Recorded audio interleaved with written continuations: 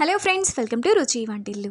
ఈరోజు మనం ఇంట్లో కూరగాయలు లేకపోయినా, వంట చేసే టైం లేకపోయినా చాలా సింపుల్గా 5 నిమిషాల్లో ఇలా కారం రైస్ చేసుకోండి. టేస్ట్ చాలా బాగుంటుంది. ఈ కారం రైస్ మనకు నోటికి కొంచెం పుల్లపుల్లగా, కారం కారంగా చాలా టేస్టీగా ఉంటుంది. కేవలం 5 నిమిషాల్లోనే ఈజీగా ప్రిపేర్ చేసుకోవచ్చు. సో లేట్ చేయకుండా వీడియోలోకి వెళ్ళిపోదాం.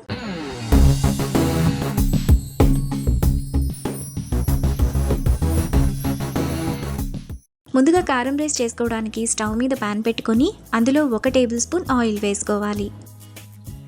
ఆయిల్ వేడైన తర్వాత 1 టీ స్పూన్ తాలింపు గింజలు, 1 టేబుల్ స్పూన్ పల్లీలు వేసుకొని మీడియం ఫ్లేమ్లో ఫ్రై చేసుకోవాలి. ఆవాలు చిట్పట్లాడి పల్లీలు వేగిన తర్వాత అందులో పొడవుగా కట్ చేసుకున్న 2 పచ్చిమిరపకాయలు, 2 రెమ్మల కరివేపాకు వేసుకొని ఫ్రై చేసుకోవాలి. ఈ కారం రైస్లో కరివేపాకు కొంచెం ఎక్కువ వేసుకుంటే ఫ్లేవర్ బాగుంటుంది.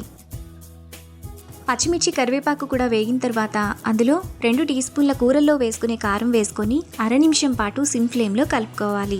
ఈ కారం రైస్లోకి కూరల్లో వేసుకునే కారం అయితేనే టేస్ట్ బాగుంటుంది. ఇలా కలుపుకున్న తర్వాత అందులో 200 గ్రాముల ఉడికించిన రైస్ను వేసుకోవాలి. ఇప్పుడు టేస్ట్కి తగినంత ఉప్పు వేసుకొని కారం అంతా అన్నానికి పట్టేలా బాగా కలుపుకోవాలి. కారం అంతా అన్నంలో ఇలా బాగా కలిసిపోయిన తర్వాత అందులో పావు టీ స్పూన్ కంటే తక్కువ అల్లం వెల్లుల్లి పేస్ట్ వేసుకొని 1 నిమిషం పాటు లో ఫ్లేమ్లో బాగా కలుపుకోవాలి. అల్లం వెల్లుల్లి పేస్ట్ను ఇప్పుడు వేసుకుని కలుపుకుంటేనే రైస్కు మంచి ఫ్లేవర్ అనేది వస్తుంది.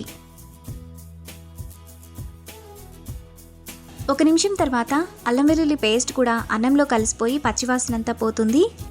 ఇప్పుడు సన్నగా తరిగిన కొత్తిమీర కొద్దిగా, అరచెక్క నిమ్మరసం,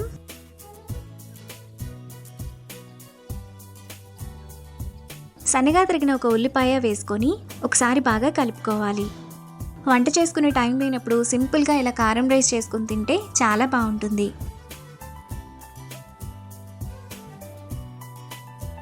మనకు చాలా టేస్టీగా 5 నిమిషాల్లోనే కారం రైస్ రెడీ అయిపోయింది. ఇప్పుడు ఈ రైస్ను ప్లేట్లోకి తీసుకొని వేడివేడిగా సర్వ్ చేసుకుంటే ఎంతో టేస్టీగా, సింపుల్గా చేసుకునే కారం రైస్ రెడీ.